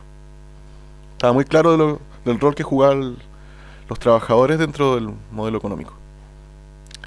Entonces, teniendo esas cosas en cuenta, yo creo que ciertos retos que tenemos como movimiento de trabajadores, por un lado, es cómo vamos dando las luchas reivindicativas que muchos grupos políticos menosprecian, pero que son sin duda importantes en la conformación de sujetos. A veces como que te dicen, no, pero ustedes están puro preocupados de los bonos de fin de año y de los préstamos y de luchas del salario. Pero lamentablemente es la realidad que tenemos hoy en día. O sea, si no tenemos un proyecto histórico ni un bloque histórico todavía constituido. Y eso es algo lento. Yo creo que ese tipo de demanda que tenemos siempre los sindicatos, yo a fin de año ya tengo que ver, por ejemplo, qué pasa con este grupo australiano, no sé, que compró Chile. Pero todo ese tipo de demanda tiene que, ojalá, darles una dirección, un sentido, dentro de una perspectiva de la seguridad social, por ejemplo. Creo que eso es re importante. Que como estas demandas pequeñas que tenemos nosotros a nivel sindical, también las podemos articular dentro de un horizonte que implique, por ejemplo, la lucha por el cambio del sistema previsional, la salud laboral, la vivienda, la educación, la capacitación, la profesionalización del trabajo, la educación técnica también es importante. A veces me echo de menos un poco con el rol de la educación técnica dentro del debate de la educación que se da a nivel nacional. La mayoría de mis compañeros de trabajo salen del liceo técnico o de la escuela tripulante. Y ahí el movimiento estudiantil no dice mucho. Entonces, creo que es importante, así como para el movimiento estudiantil, que agarren eso, porque son los futuros trabajadores. Ahora creo, y por otra parte, junto con eso, yo creo que es recuperar un poco la agenda del movimiento de trabajadores previo al Código del Trabajo. Para terminar, voy a dar dos ejemplos. Yo creo que por un lado la acción sindical permite construir sujetos, permite generar espacios de encuentro, de debate, permite ir haciéndonos cargo de los problemas comunes que tenemos en el interior del trabajo. Y la ley, hay que tener paciencia nomás, de una mirada a largo plazo nomás en esas cosas. Lo segundo, para dar un ejemplo, nosotros como Unión Portuaria, ahora como estamos discutiendo como Valparaíso, la participación en ese proyecto que levantó la Unión Portuaria, estamos haciendo un estudio para levantar un sistema previsional propio. No le estamos pidiendo plata al gobierno ni le estamos pidiendo plata a la empresa. Se pagan 3 cuotas de 8.000 pesos a nivel mensual. Con eso son 120 millones de pesos. Lo pueden revisar en la página de unionportuaria.cl. Y con eso, la idea, por un lado, levantamos un sistema informático propio. ¿Eso qué implica? Tener nuestros propios profesionales, tenemos un servidor propio, página propia, técnicos propios. Les pagamos. Y por otro lado, le encargamos a la Fundación Sol el estudio de cómo sería la implementación de un sistema de reparto solidario en el sector portuario. Haciendo el cálculo real si somos 9.000 o 10.000 a nivel nacional. Cruzando la variable de Directemar, del ministerio, perdón, ¿cómo se llama? Del sistema, ¿cómo se llama? La administradora de fondos de pensiones y la empresa. Cruzando todas esas variables, podríamos tener un indicador real de cómo sería, por un lado, cómo llegaríamos al final de nuestra vida útil, entre comillas, con qué estado de cotización tendríamos, cuál sería el resultado de jubilación que tendríamos al final, y por otro lado, también podemos hacer el cálculo con esa estadística del sistema, de la implementación del sistema de reparto solidario en este sector y cuánto costaría. Porque normalmente lo que los empresarios y los gobiernos te monopolizan es el acceso a la información, porque la información es pobre. Entonces en la mesa uno puede tener un sinfín de demandas, pero ellos te dicen, bueno, esto no es viable, yo tengo la estadística, entonces mira, los números no me dan. Entonces con eso queremos demostrar que sí es posible, que sí es viable. Y eso es un aprendizaje de volver a tener capacidad de administrar, por un lado el conocimiento, y por otro lado la información, y también en el que nosotros pongamos demanda en la mesa. Ahora, que tiene peligro, eso tiene peligro. Yo espero que no se preste solo para que nos aseguren a nosotros el cambio del sistema previsional, sino que al contrario, sea algo que pueda motivar a todos los sectores de trabajadores a hacer lo mismo y a dinamizar las luchas. Pero eso un poco para que instalar ciertos puntos. Creo que hay que recuperar esa capacidad de autogestión del movimiento de trabajadores, de administración del conocimiento, del saber y de la organización. Creo que eso es súper importante para la construcción de un nuevo sujeto, un proyecto, y donde podría ser viable todo lo que han dicho los demás compañeros en relación a, por ejemplo, una asamblea constituyente. Sin ese sujeto y ese proyecto es difícil que podamos tener una asamblea constituyente real. Eso. Bueno, la verdad que tenemos algo así como 20 minutos para discutir, ¿no? Tiene que ver con las limitaciones de del lugar que se nos ha concedido. Yo quisiera sencillamente tratar de hacer un par de comentarios mientras se pueden preparar algún tipo de preguntas u otros comentarios. De manera muy general, ¿no? A mí me parece fundamental lo que plantea Pablo Klimpel, ¿no? En el sentido de, claro, desde la experiencia de los trabajadores, ¿no? Fundamentalmente cómo se viven las proyecciones del cambio social, y esas proyecciones del cambio social están, digamos, muy determinadas por esta experiencia, ¿no? Que es la experiencia habitual del Chile de la postdictadura, en que el paso, digamos, de un sector, por ejemplo, los trabajadores, implica necesariamente afectar intereses de otros actores. Bien. Pareciera, digamos, que Chile en particular, ¿no? Está estructurado de una manera, digamos, arquitectónicamente, ¿no? De una manera específica, justamente para producir ese tipo, ¿no? de contradicciones. Por eso que también, digamos, eso debiera llevarnos esa consideración debiera llevarnos también a una pregunta, ¿no? Y esa pregunta sería, bueno, entonces, ¿qué es lo que realmente ha pasado en el último tiempo en Chile? ¿En qué sentido? ¿En qué sentido? ¿Es verdad que hemos tenido algo así como movimientos sociales? El movimiento social se define fundamentalmente, ¿no? Digamos, porque supone el acoplamiento multisectorial, multiclasista, ¿no? Y justamente lo que cualquier trabajador puede ratificar, como lo hemos escuchado de palabras de Pablo, es justamente de que eso, digamos, en este país es muy difícil. Por eso que, por ejemplo, toda la teoría de movimientos sociales, que al menos yo he revisado, tiene que ver con que una condición previa para un movimiento social son altos niveles de democratización social. Es justamente, digamos, lo que se ha hipotecado en Chile y justamente, digamos, aquello que no se posibilita en Chile. Lo que tenemos es básicamente en la reproducción de altos niveles de exclusión y de inseguridad. Bien, bajo esas condiciones, ¿no? Y visto lo que acá Pablo expresa como contradicción, es dable, no es verosímil, diría yo, cuestionar el que hayamos tenido algo así como alguna vez de los 90 para adelante, algo así como movimiento social. Porque si vivimos pensando en que si lo hemos tenido, ¿no? Digamos, pobres perspectivas, digamos, no por sesgadas o por erróneas, podremos hacer de proyecciones futuras.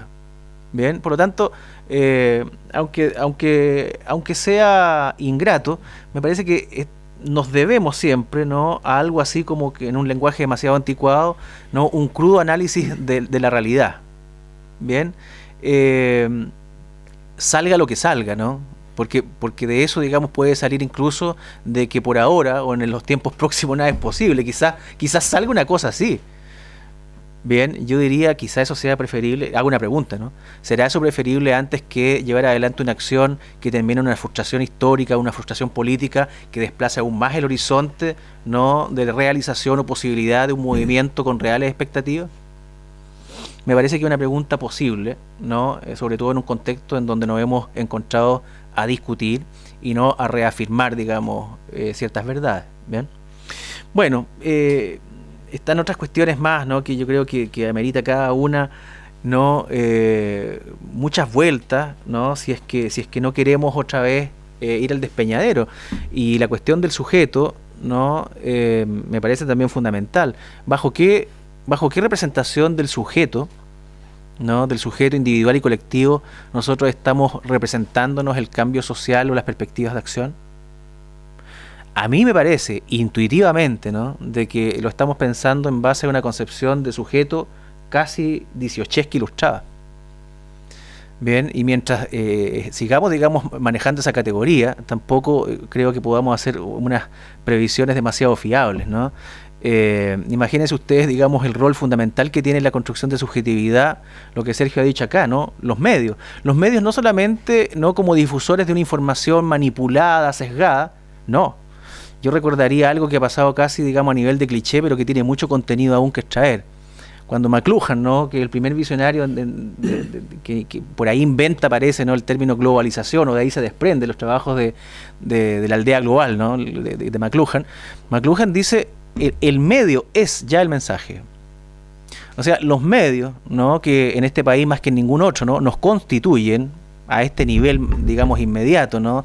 De cómo nosotros, digamos, lo ocupamos casi como aparatos ortopédicos de lo humano. De eso hablamos, ¿no? los medios transforman de tal manera, ¿no?, nuestro aparato perceptivo y de representación de la realidad, ¿no?, que incluso ya si uno le resta el mensaje, la sola presencia de los medios, ya supone, ¿no?, una determinante que hay que todavía estudiar muy a fondo respecto de cómo, ¿no?, es ese sujeto que termina construyéndose. ¿Es susceptible o es permeable a las lógicas racionales de la política? A mí me parece que ya no. Ese es el sujeto ilustrado, digamos, post-Revolución Francesa. Bien, entonces me parece que estamos ante unos problemas tremendos, ¿no? Y que claro, ¿no?, visto desde la exigencia de la acción, ¿no?, de repente, digamos, pueden sonar a demora, ¿no?, a distracción, pero también la pregunta que me hago yo permanentemente, ¿no?, hasta qué punto, digamos, llevar adelante la acción porque hay que hacer algo, no significa postergar más aún, ¿no?, el horizonte histórico de la realización de la anhelada transformación social, si es posible.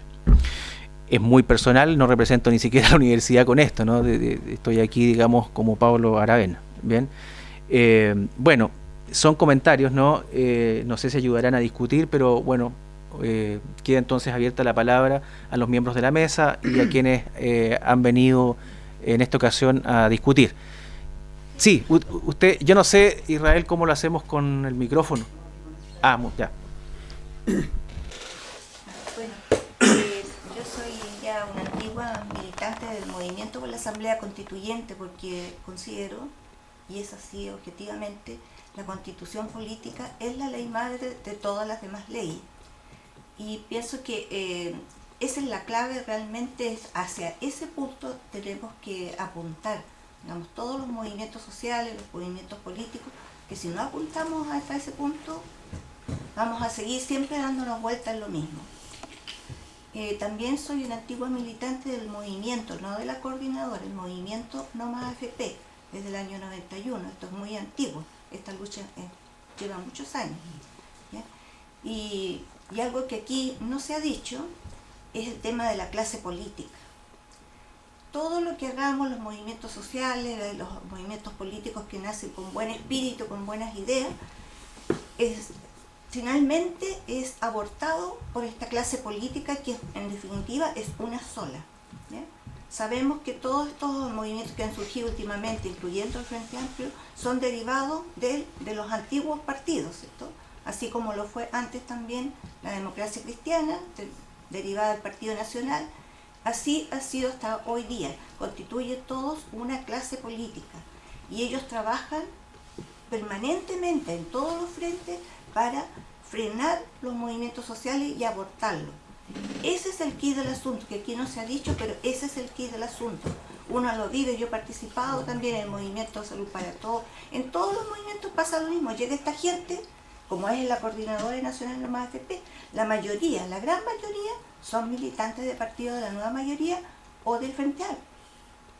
Entonces, ¿qué mejor hubiera sido que ese día cuando se hizo esa gran marcha, que fue la primera que convocó a más de 1 millón de personas, esta gente que estaba a la cabeza de la coordinadora en el Ejecutivo Nacional, ahí hubiera dado el golpe? Ese era el momento. Más de 1 millón de personas en todo Chile en la calle, los que podían, porque los que no podían, mucha gente a mí me dijo en distintos lugares, no puedo porque estoy trabajando, y si falto me echan. Pero también son partidarios de no quieren más en las AFP. Era el momento, no se hizo. ¿Por qué? Porque hay gente que está manipulada por los partidos políticos. Esta es clase política, es la desgracia de Chile. Lo digo así con todos sus nombres, ya en tantos años participando en movimientos políticos, sociales, lo veo. ¿Ya? Aparte de todas las diferencias que hay individuales, el individualismo que se dijo acá, que es muy preponderante en realidad, porque el sistema nos ha metido también el tema del individualismo. Entonces es difícil ya por ese lado ponernos de acuerdo. Más encima esta gente está siempre trabajando para abortar todas las ideas buenas, al final todas quedan en nada. ¿Ya? Ya, eso. Y lo otro respecto a los trabajadores están, digamos, siendo el motor del país, de la marcha de todo el país. En Chile está totalmente aplastado, disgregado por el mismo sistema, porque no hay sindicatos fuertes, o los más grandes tampoco son fuertes porque también están manipulados por la clase política. ¿Ya? Y la gran mayoría, se sabe, no pertenece a ningún sindicato. ¿Por qué? Porque la gente no confía en los sindicatos. Yo he conversado tanto con tantos trabajadores y dicen, no confío porque son vendidos al empresario. Y eso es la realidad. Yo fui dirigente de la CUT, yo lo viví en directo, en concreto. La gran mayoría de los dirigentes sindicales, como el sistema lo corrió todo, compra todo, se compran los dirigentes sindicales también. Entonces, más encima el modelo tiene toda la gente separada con estos famosos emprendimientos que le llaman, ¿ya? Que cada uno arregla su situación laboral para obtener el sustento mediante emprendimiento, le llaman, ¿ya? Entonces, todos se creen empresarios. En el fondo se creen empresarios y no se sienten clase trabajadora. No se dan cuenta que después con las empresas que tienen muchas veces quiebran o sobreviven a pesar de grandes esfuerzos, porque el mismo sistema los trata de abortar, les paga, no sé, todo lo que venden se los paga mucho tiempo después, digamos. Entonces se sustentan a duras penas. Y ese es el, digamos, yo pienso que los pobladores son realmente el sujeto al cual deberíamos apuntar con un proyecto estratégico. Porque el poblador es en primer lugar trabajador. ¿Sí? Pero a él también llegan todas las problemáticas del neoliberalismo. Llega el problema de la educación, el problema del medio ambiente, el problema de la salud, el problema de que no tienen agua. En muchos lados la gente vive sin agua, vive a expensas de camiones de aljibe, y les entregan 20 litros diarios, cuando lo mínimo esos son 50 litros para una persona. Entonces eso acá no lo tenemos tan cerca, pero aquí, por ejemplo, en Curacaví, que no está tan lejos de acá, ese problema se vive, de la falta de agua. Entonces nosotros acá estamos, no sé, nos va a llegar pronto, porque con todas esas termoeléctricas que están autorizando para el lado de la cordillera, que ocupan una barbaridad de agua, son algo de 310.000 litros diarios que ocupa cada termoeléctrica. Entonces va a llegar el momento que también no nos va a salir agua por la llave de nuestras casas. Nosotros estamos esperando eso. Tenemos el tema también de los inmigrantes. Están trayendo una cantidad enorme de gente a trabajar acá, son trabajadores, y vienen a puro sufrir, porque viven en las condiciones más indecibles. Realmente es lastimoso. Y nosotros estamos presenciando esto y estamos así, de brazos cruzados, como llegan y llegan y llegan. Entonces, realmente pienso que los trabajadores, digamos, el tema poblador, ahí es donde se resume todo. El tema trabajador, el tema de la educación, la problemática de la salud, la problemática del agua, todo se concentra en los pobladores. Y mi opinión es que el proyecto estratégico debería ser pensando en los pobladores y no a largo plazo, como dice Pablo, porque creo que ya más de un siglo de lucha de los trabajadores no podemos seguir pensando en largo plazo, ¿ya? La gente vive su vida entera, se muere, viene en su vida entera, se mueren, viene en su vida entera, o sea, ya no más largo plazo. Esto ya tiene que terminar en algún momento, pronto. Eso. Bueno, muchas gracias. Vamos a ver dos palabras, ¿no? Jorge, Carolina, y después hacemos entonces una ronda de cierre con los invitados de la mesa. ¿Bien? Jorge, sí. A mí me quedó dando vuelta un término que ocupó Sergio Pérez, que es el de recuperabilidad. Sí, te lo noté. Sí, claro, es el que de que se recuperan los movimientos, en ese sentido, de recuperación de los movimientos. Ahora, a mí lo pensé en esto, me hizo pensar en dos posibilidades de recuperación, que es un término que se ha ocupado históricamente, y que de algún modo también me hizo pensar en las otras exposiciones, que es que se puede enfocar esta recuperabilidad desde una perspectiva subjetivista y otra objetivista, digámoslo así. Desde una objetivista, que es que creo que Sergio apuntaba, que es la capacidad del capitalismo de absorber estos movimientos y transformarlos como en engranajes de un proceso de modernización, que es lo que muchas corrientes objetivistas actuales han apuntado, que es lo que ha logrado el viejo movimiento obrero. Es decir, no, mire, lo único que han logrado es modernizar el capitalismo para hacerlo más eficaz y más inmune a nuevas posibilidades de transformación. las transformaciones posibles solo quedan en manos del capitalismo mismo, sin un sujeto identificable que las movilice. Y la otra es una posibilidad subjetivista, ¿cierto? Que es algo que es lo que se me ocurre a partir de escuchar a Pablo y a Mabel, es de recuperar, pero desde las subjetividades en lucha, digámoslo así, de los trabajadores, de los movimientos sociales, ciertos dispositivos, oportunidades que presenta el proceso capitalista. Y cuando pienso Pablo Klimper habla por ejemplo, de los propios software, de los propios técnicos trabajando para las organizaciones de trabajadores, y que obviamente se topan con muchos desafíos, ¿cierto? Los objetivistas en ese sentido tal vez no meten las manos, no se meten en el pantano, pero sí tienen mucha certeza lógica. En cambio, ¿cierto? Desde un punto de subjetivista, esta capacidad, esta posibilidad de recuperar las herramientas que el mismo sistema genera, se topa con muchos problemas, como el que mencionaba Pablo Aravena, el último, que a mí me parece clave, que tiene que ver con los medios, y también lo mencionó Sergio Gret, que efectivamente, y como dijo Mabel, esto de que el lenguaje hace realidad es una hipótesis muy afín a la época de McLuhan, o sea, que era extraña a la época del sujeto ilustrado.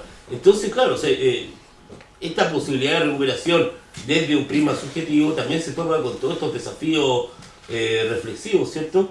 Entonces, claro, también no sé si hay tiempo para eso, para discutir un poco sobre esta recuperación. Me acuerdo que, por ejemplo, Sergio Rojas alguna vez decía que el profesor de la Universidad de Chile, que el movimiento estudiantil era un movimiento de modernización y por tanto completamente recuperado, casi pensando en el sujeto automático del cual hablaba Marx, ¿cierto? De que es un sujeto que el mismo capital genera para poder desarrollarse por sí mismo. Vale. Una última intervención para poder dar la palabra a los expositores. Primero quería como agradecer el espacio de autoconvocarnos como ciudadanos comunes y corrientes. Dos, felicitar a Mabel porque en calidad de mujer y de dirigente también hoy día está ocupando la papeleta. Me parece que también tiene que ver con un espacio de disputa que es el de la representación, y creo que hoy día es fundamental en medio de lo que ustedes han expuesto. Principalmente me quedo con la reflexión de que antes se construía el mundo, el régimen social se construía de distintos privilegios, y hoy día la capacidad de agencia es un privilegio. Y planteo eso particularmente porque en esta lucha de diversos frentes me preocupa y me ocupa particularmente de cómo extendemos esto hacia otros segmentos de la sociedad, porque Pablo también expone algo bien importante, y es el temor al ser perseguido, al no recibir la remuneración, y que terminen unos pocos siempre llevando la lucha, y cómo esta conciencia crece de cierta manera. Y me quedo con esa reflexión de que esa capacidad de agencia hoy día es un privilegio de pocos, es algo que parece que es muy cotidiano y pasa por la construcción de la calidad de sujetos políticos, pasa por qué proyectos son los que se disputan, y a mí me parece que sí es importante de cómo abordamos la representación, de cómo abordamos el tema de la clase política. La clase política no la vamos a abordar tomando solamente la postura de anular el voto o de marcar ciertas preferencias. Es cómo también ejercemos ese rol, cómo ocupamos el espacio del ejercicio político, porque desde ahí es donde efectivamente podemos canalizar los derechos civiles, los derechos humanos, los derechos a la cultura y un sinfín de otras cosas más. Pero yo quisiera rescatar hoy día el concepto de la agencia como un privilegio. Gracias. Mabel, que tú me habías pedido la palabra. Sí, es que de pronto es verdad, uno siente así como la desesperanza, ¿no?, entre tanta complejidad, y ve que los movimientos sociales les pasan estas cosas que emergen, después que desaparecen, que ocurren estas situaciones respecto de la clase política, que tenemos dirigentes que son comprados, que en realidad el grupo dominante nos aplasta por todos lados. Entonces, claro, de pronto uno quisiera ir a buscar y tampoco tiene derecho a tener un arma en la casa, entonces tampoco tiene la pistola para pegarse el tiro. Pero la verdad es que, no sé, yo voy a hablar muy desde mi desde mi propia vida y mi propia experiencia. Yo sentí la dictadura entrar a mi casa el 11 de septiembre de 1973, cuando yo era una niña y no entendía nada de política. Desde ahí para adelante empecé a entender que habían buenos y malos. Y a los 12 años yo ya era militante de una juventud política, de la cual me decepcioné más tarde, y de ahí nunca más he vuelto a militar en un partido político. Sin embargo, y a pesar de todo lo que ha ocurrido y todo lo que he sido dirigente estudiantil, dirigente de los profesores, he ido, he venido, he visto cómo se nos desarman las cosas que armamos porque otros las agarran. Un poco lo que tú decías respecto de la coordinadora, efectivamente éramos los locos que andábamos con el cartelito en las ferias solo, que levantamos movilizaciones para que saliera el Pilar Solidario, que después levantamos movilizaciones para que pasara esta otra nueva reforma. O sea, efectivamente eso ha ocurrido, peleamos, toman nuestra demanda, la vacían de contenido, la agarran para ello, la clase política se posiciona y siguen. Eso nos ha ocurrido en términos objetivos. Efectivamente eso ha pasado. Pero también han pasado otras cosas y que de pronto no las vemos porque los árboles no nos permiten ver el bosque. Era impensado que los trabajadores públicos, por ejemplo, salieran a la calle por otra cosa que no fuera el bono y el reajuste. Y los trabajadores públicos fueron los únicos que pararon en contra de la AFP y los únicos que paramos cuando pararon los estudiantes el 2011. Y eso tiene que ver con el desarrollo de un trabajo, y particularmente la ANEF y eso tiene que ver con un trabajo, con ir madurando, con ir discutiendo, vamos y venimos, pero hoy día es muy difícil encontrar trabajadores que no entiendan, por lo menos en ese sector, que la lucha es mucho más estructural, que no es solo el salario, incluso es más, respecto de la misma lucha de hoy día, del reajuste de este año, y en las discusiones que se han dado, a propósito de los dichos de nuestro presidente nacional que dice que las huelgas afectan a la ciudadanía, el presidente nacional de la ANEF.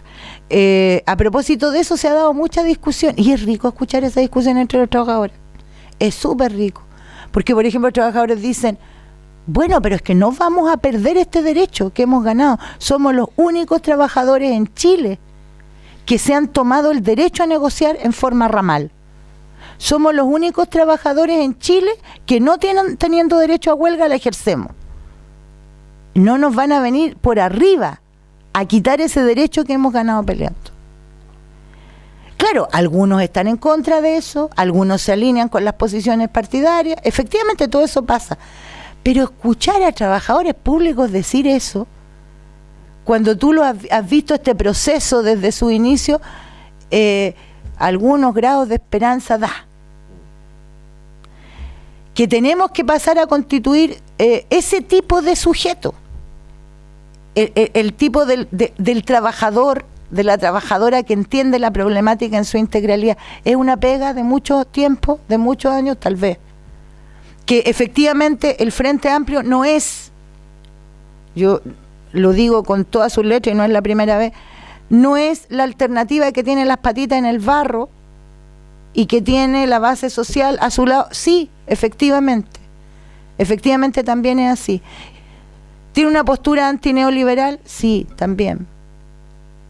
Y que efectivamente los retrocesos que se puedan tener, incluso en la elección del 19 de noviembre, tengan que ver con esa disociación que se hace con el mundo social, también puede ser. Y todos esos análisis que se hacen pueden ser correctos.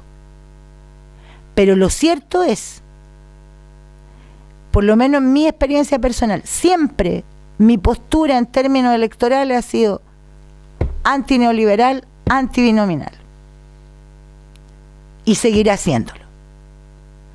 Yo quisiera que fuera anticapitalista y revolucionaria. Espero que algún día lleguemos a eso. Y siento que hay muchos que pueden plantearse de esa manera. Pero yo creo que no hay que perder de vista que los procesos tienen que ver con todas estas acciones que se van desarrollando en el seno de la sociedad y que van generando como una interrelación y una sinergia, van generando un nuevo inicio, es un término y un nuevo inicio siempre. Y en ese proceso vamos creando sujetos, nos vamos a demorar, serán unos trabajadores antes que otros, aquellos dirigentes. Hoy día nosotros vemos en la dirigencia sindical cada vez son más jóvenes que no tienen militancia, pero sí tienen postura política. Y lo vemos, lo estamos viendo, vemos cómo van emergiendo, que la pelean, que se convierten incluso en una piedrecilla en el zapato respecto de aquellos que han tenido privilegios en el mundo sindical. El mismo Pablo, si estuvo 1 año y medio fuera, no fue porque sí nomás, fue porque era una piedra en el zapato. Entonces, ¿qué hacemos el resto de los dirigentes sindicales que estamos en esta posición? ¿Qué hacemos el resto de los trabajadores que estamos en esta posición? Apoyar al compañero, por supuesto. ¿Y cómo no va a ser esperanzador? Tengo 52 años, llevo 40 años peleando. ¿Cómo no va a ser esperanzador ver que está el Pablo y que hay relevo? O sea, que hay otros compañeros. Eso es esperanzador. Y eso te indica que, claro, nos podemos haber equivocado, hemos cometido errores. Por eso decía lo de la academia.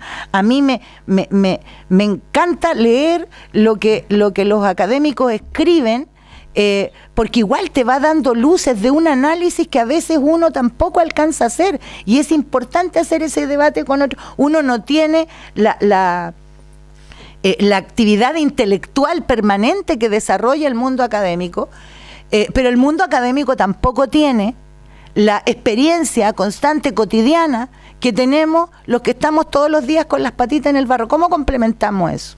Para construir sujetos, para construir proyectos, un proyecto estratégico de verdad.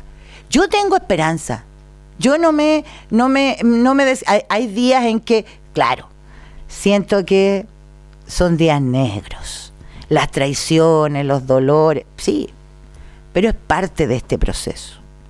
Y los que tenemos la convicción de que hay que cambiar y hay que transformar Chile, debemos recuperar esas ganas y esa decisión y entender que nos debemos unir. En el mundo social hay moros y cristianos. Es más amplio incluso que el propio Frente Amplio.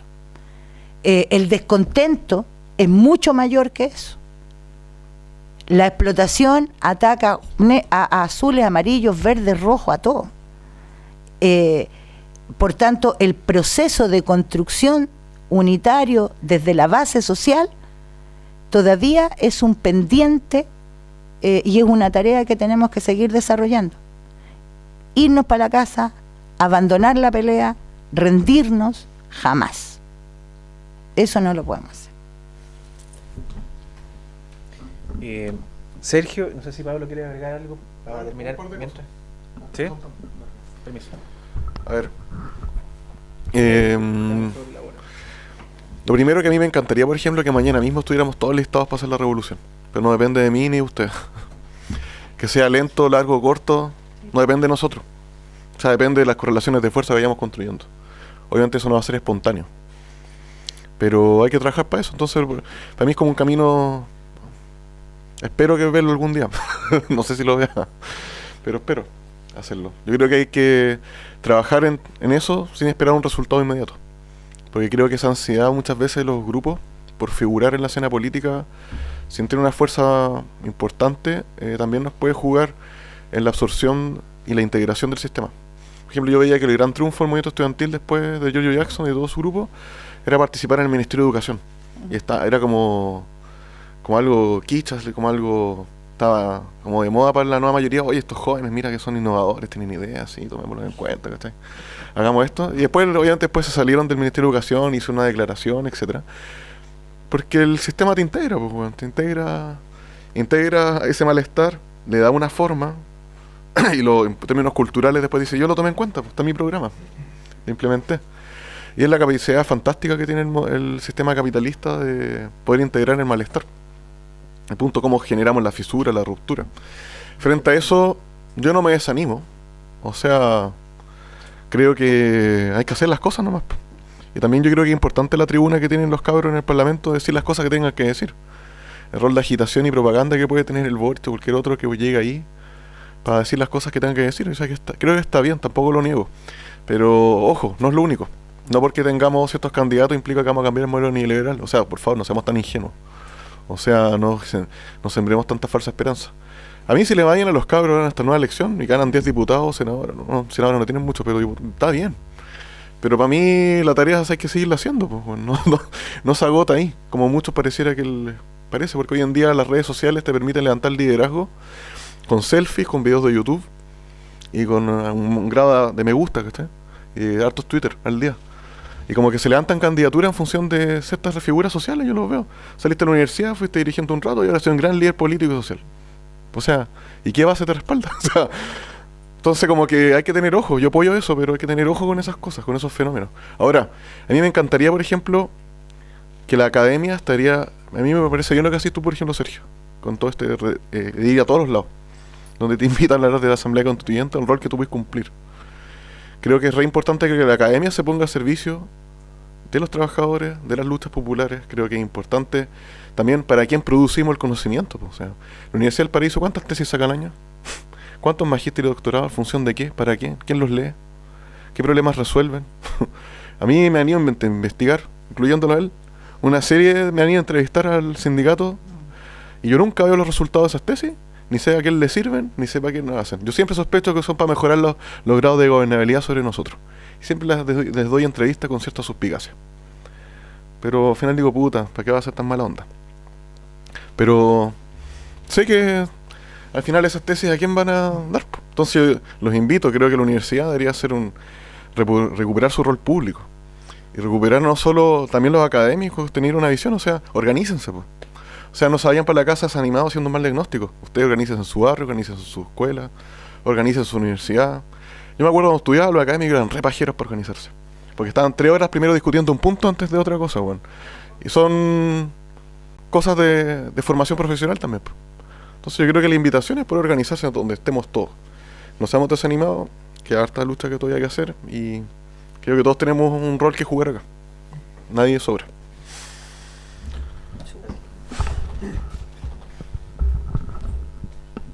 Bien, hay muchos temas sobre la mesa y temas de gran complejidad. ¿Qué es un movimiento social? ¿Qué es un sujeto social? ¿Cuál es el sujeto social de cambio? ¿Cuál es el sujeto social revolucionario? ¿Cómo hacer las cosas? Evidentemente en los poquísimos minutos que nos quedan no podemos dar una respuesta ni individual ni colectiva a estos temas. Voy a decir de manera muy breve, tuitera en términos actuales, antes se decía telegráfica, pero eso ya está pasado de moda, algunas frases sobre esto, porque tampoco podemos irnos así sin recoger algunos guantes. Pablo tiene una concepción bastante exquisita acerca de los movimientos sociales, muy exigente. La mía lo es menos, digamos. Porque si suscribimos lo que dice Pablo, tampoco había movimiento social en Chile a comienzos del siglo XX, y yo como historiador creo haber descubierto, no soy el único ni el primero, de que sí había movimientos sociales, y que uno de esos movimientos sociales era el movimiento de trabajadores.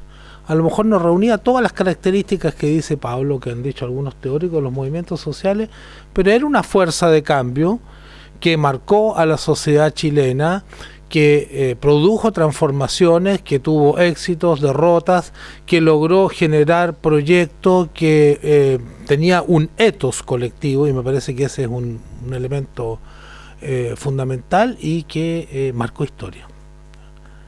¿Existen movimientos similares hoy día en Chile? ¿Iguales a ese? Evidentemente que no, y lo añoramos tal vez algunos que tenemos cierta edad o cierto conocimiento de lo que fue esa historia. Pero hay movimientos de protesta social que reúnen algunas de esas características. Aquí se ha hablado del movimiento No Más AFP. Es un movimiento, tomando tus propios términos, policlasista. Hay personas, trabajadores de distintos estratos sociales. Es un movimiento de protesta respecto de una cuestión estructural, que no es coyuntural, no es un estado de humor de un grupito pequeño, es un movimiento masivo, persistente a lo largo del tiempo, que tiene propuesta y que tiene un ethos. Y el ethos es el de la sociedad de derechos sociales y de sistemas de seguridad social solidarios. En este caso, un sistema de reparto y solidario. Para mí eso es un movimiento social.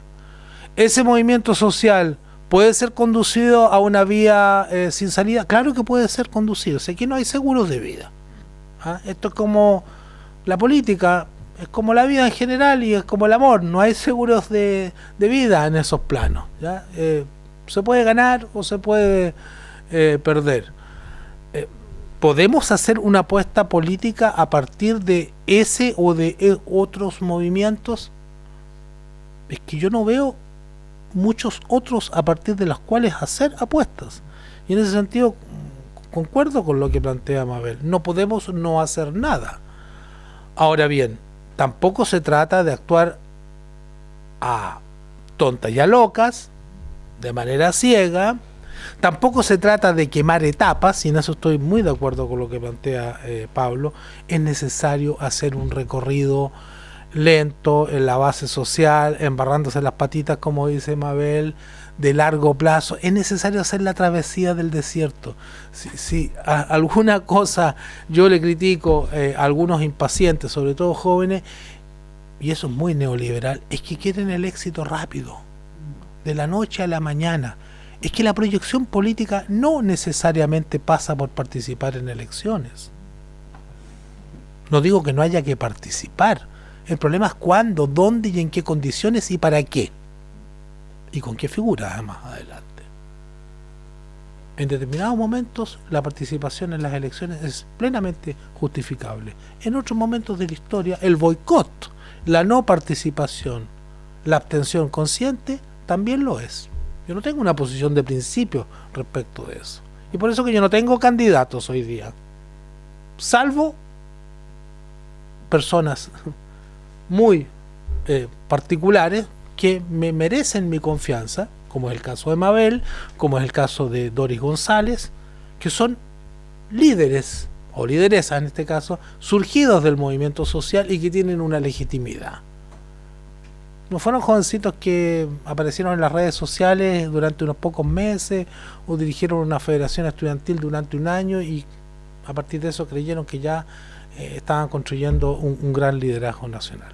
Entonces hay que saber distinguir los casos. De manera tal de que el movimiento social y político de las clases populares va a tener que hacer su camino. En ese camino se van a cometer muchos errores. Se va a avanzar a veces por callejones sin salida. La experiencia de los sujetos es lo que finalmente prevalece. Va a tener que rehacerse el camino. Ahora bien, todos quisiéramos que fuera lo más lineal posible, pero sabemos que en la historia eso no ocurre. Rara vez ocurren estos desarrollos lineales, como flecha hacia el horizonte. ¿Qué rol puede jugar la academia? Yo soy más bien pesimista al respecto. Yo tengo menos esperanzas que las que tienen mis compañeros de panel hoy día. No creo que la academia chilena hoy, en este contexto histórico, esté en condiciones de jugar un rol. Yo creo que no puede jugar ningún rol. Lo que no quiere decir que individuos determinados, casi sacados con pinza, sacados por ellos mismos, porque es una cuestión de decisión personal, puedan jugar el rol si se proponen hacerlo. Si se proponen jugar un rol, disculpen el término un poco anticuado, pero me parece que sigue siendo válido, de intelectuales orgánicos del movimiento. No para dirigir el movimiento, pero sí para acompañarlo. Ese es el rol que tenemos que jugar quienes de alguna manera nos sentimos cercanos a ese movimiento. Y un último punto, el del sujeto. ¿Cuál es el sujeto de transformación? Algunos dicen los trabajadores, los obreros, los pobladores, dicen por ahí. A esta altura de mi vida, yo ya no creo en los sujetos prometeicos, esos sujetos sociales que concentran todas las virtudes y todas las potencialidades de cambio revolucionario. Pero yo no voto el agua sucia de la bañera con el bebé que está dentro. Hay que saber diferenciar las cosas. Si bien ya no suscribo desde hace mucho tiempo esta idea de la clase revolucionaria per se y de manera permanente, como fue la idea del proletariado en Marx, no es menos cierto que, si bien existen distintas opresiones en la sociedad, de clase, de género, de nacionalidad, de etnia, y las que ustedes quieran sumar, no es menos cierto que la contradicción fundamental, a mi juicio, sigue siendo la contradicción entre el capital y el trabajo, entre los poseedores de los medios de producción o, en su defecto, que tienen la posibilidad de decidir cómo y hacia dónde se distribuye la plusvalía, la riqueza social, y la fuerza de trabajo que no tiene esa capacidad. Y esa contradicción, de alguna manera, incide en las demás contradicciones. Dicho en términos tradicionales, es la contradicción principal. No lo explica todo. Hay fenómenos que tienen su propia dinámica, su propia lógica. El resto de los problemas sociales, la opresión de género, de nacional, de etnia, de tipo sexual o de lo que sea, no se explica mecánicamente por esta contradicción.